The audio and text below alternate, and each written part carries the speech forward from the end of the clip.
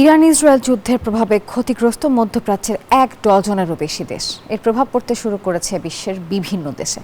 এ নিয়ে নিজেদের গুরুত্বপূর্ণ মত প্রকাশ করেছেন বিভিন্ন দেশের বিশেষজ্ঞরা। তাদের কারো কারো মতে ইরানের সঙ্গে সংঘাত যদি দীর্ঘস্থায়ী হয় তাহলে যুক্তরাষ্ট্রকে বড় ক্ষতিপূরণ দিতে হতে পারে।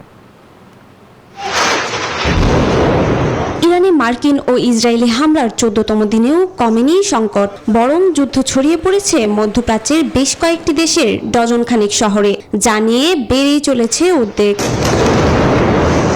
28 ফেব্রুয়ারি ইসরায়েল ও যুক্তরাষ্ট্রের যৌথ হামলার মধ্য দিয়ে যে যুদ্ধের সূচনা হয়েছে তাতে ক্রমে বাড়ছে হতাহতের সংখ্যা, বাস্তুচ্যুত হয়ে পড়েছে লাখো মানুষ এবং রাজনীতিতে সুদূর প্রসারী প্রভাব পড়ছে।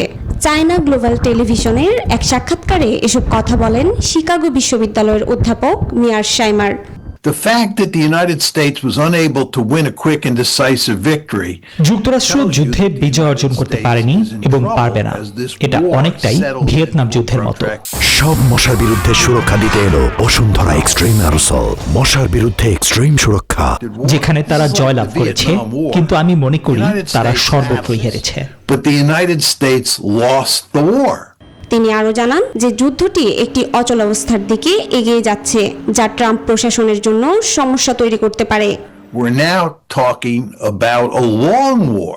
আমরা এখন একটি দীর্ঘস্থায়ী যুদ্ধের দিকে এগোচ্ছি, যা যুক্তরাষ্ট্রের উপর নেতিবাচক প্রভাব ফেলবে। ইরান যুক্তরাষ্ট্র এবং ইসরায়েলের তুলনায় অনেক শক্তিশালী অবস্থানে রয়েছে, কারণ এই যুদ্ধে জয়ী হওয়ার জন্য ইরানকে যা করতে হবে তা হলো টিকে থাকা। Win this war is to survive.